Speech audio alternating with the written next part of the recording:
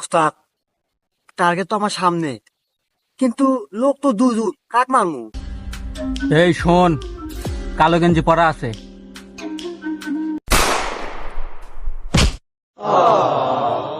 ও কিন্তু আমার আপন ছোট ভাই, খবরদার ওকে মারবি না। भाई मारो मुझे मारो।